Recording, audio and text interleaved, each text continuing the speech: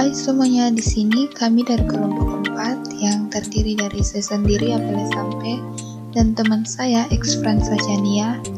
Di video ini kami akan membahas mengenai materi larutan asam basa. Selamat menyaksikan.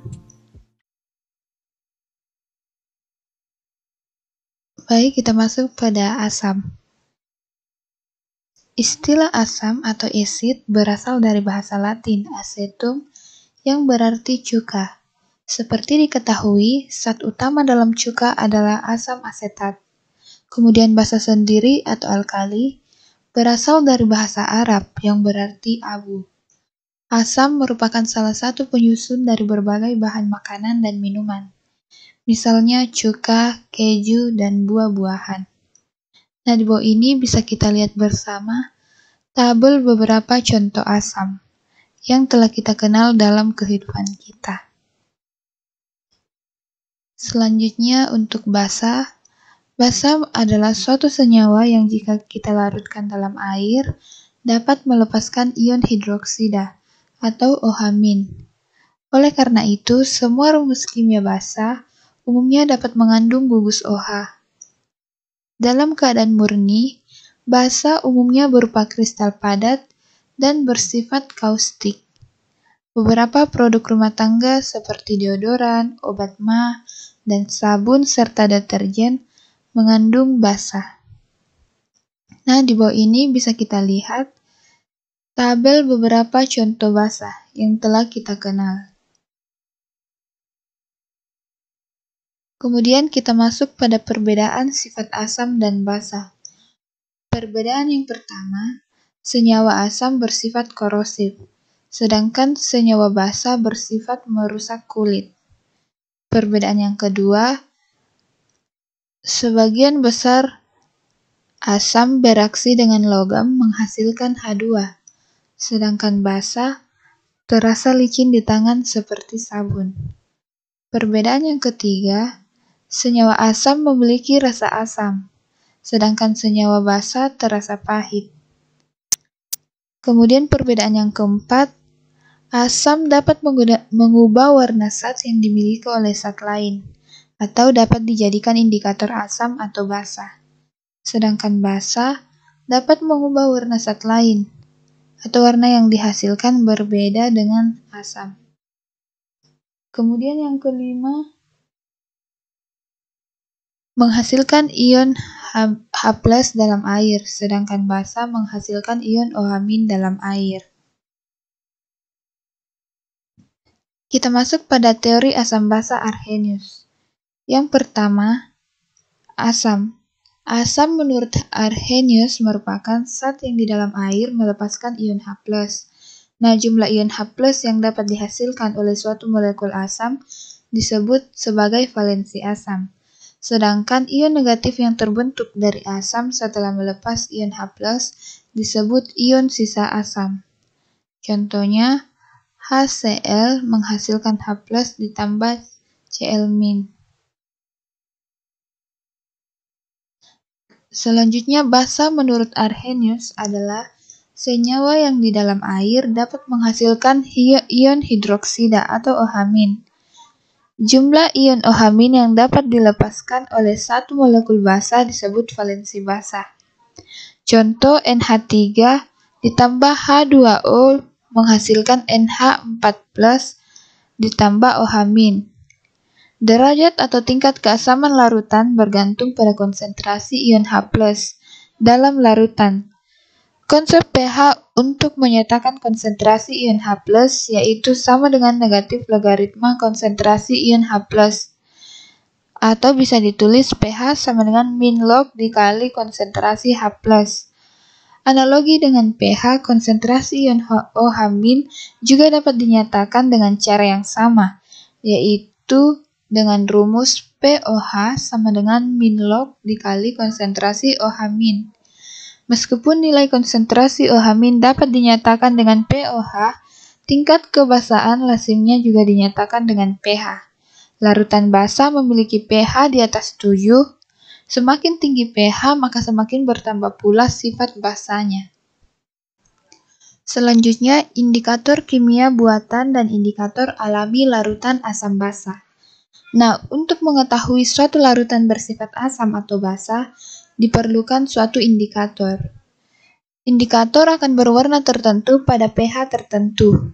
Indikator tunggal seperti kertas lakmus atau phenolphthalein hanya memberi gambaran tentang sifat larutan, yaitu bersifat asam, basa, atau netral, tetapi tidak menyatakan pH-nya.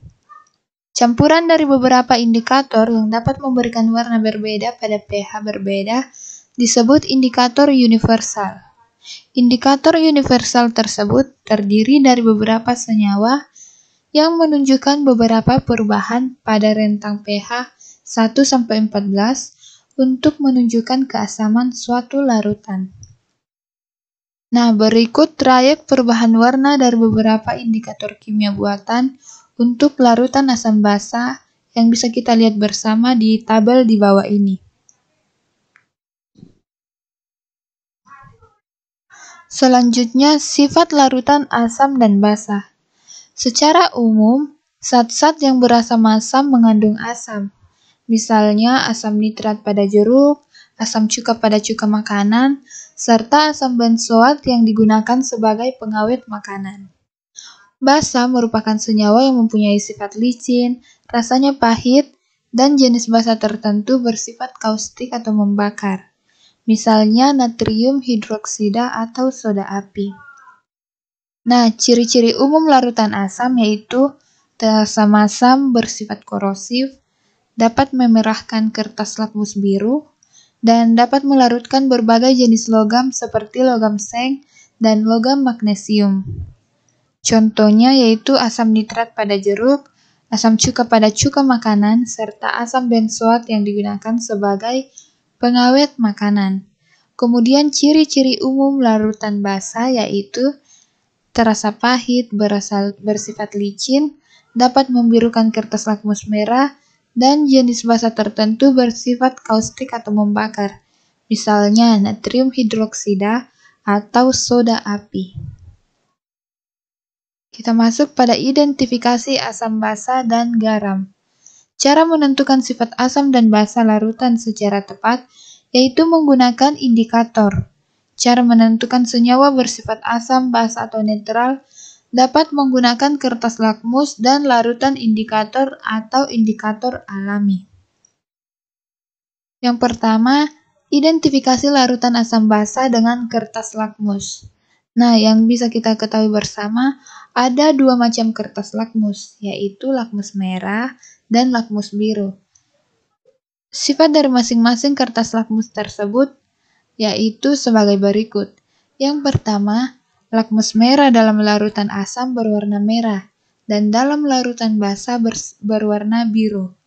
Yang kedua, lakmus biru dalam larutan asam berwarna merah dan dalam larutan basa berwarna biru. Yang ketiga, lakmus merah maupun biru dalam larutan netral tidak berubah warna. Yang kedua, identifikasi larutan asam basa menggunakan indikator alami. Cara lain untuk mengidentifikasi sifat asam atau basa suatu zat dapat menggunakan indikator alami. Berbagai bunga yang berwarna atau tumbuhan seperti daun, mahkota bunga, kunyit, kulit manggis, dan kubis ungu dapat digunakan sebagai indikator asam basa. Ekstrak atau sari dari bahan-bahan ini dapat menunjukkan warna yang berbeda dalam larutan asam basa. Kita masuk pada penentuan skala keasaman dan kebasaan. Yang pertama, kekuatan asam dan basa. Kekuatan suatu asam atau basa tergantung bagaimana senyawa tersebut dapat diuraikan menjadi ion-ion dalam air. Nah, peristiwa terurainya suatu zat menjadi ion-ionnya dalam air disebut sebagai ionisasi. Asam atau basa yang terionisasi secara sempurna dalam larutan merupakan asam kuat atau basa kuat. Sebaliknya, asam atau basa yang hanya terionisasi sebagian merupakan asam lemah atau basa lemah. Yang kedua, derajat keasaman dan kebasaan. Derajat keasaman suatu zat ditunjukkan dengan skala 0 sampai 14. di mana larutan dengan pH di bawah 7 bersifat asam, sedangkan larutan dengan pH sama dengan 7 bersifat netral, dan larutan dengan pH di atas 7 bersifat basa. Yang ketiga, menentukan pH suatu larutan. Derajat keasaman atau pH suatu kelarutan dapat ditentukan menggunakan indikator universal, indikator stick, larutan indikator, dan pH meter. Yang pertama, indikator universal. Indikator universal sendiri merupakan campuran dari bermacam-macam indikator yang dapat menunjukkan pH suatu larutan dari perubahan warnanya. Yang kedua, larutan indikator. Salah satu contoh indikator universal jenis larutan adalah larutan metil jingga atau metil orange. Pada pH kurang dari 6, larutan ini berwarna jingga, sedangkan pada pH lebih dari 7, warnanya menjadi kuning. Yang ketiga, indikator kertas atau indikator stick. Indikator kertas berupa kertas serap, dan tiap kotak kemasan indikator jenis ini dilengkapi dengan peta warna. Nah, di bawah ini gambar dari indikator universal yang bisa kita lihat bersama. Yang keempat, pH meter. Pengujian sifat larutan asam basa juga dapat menggunakan pH meter. Penggunaan alat ini dengan cara dicelupkan pada larutan yang akan diuji. Nah, pada pH meter akan muncul angka skala yang menunjukkan pH larutan.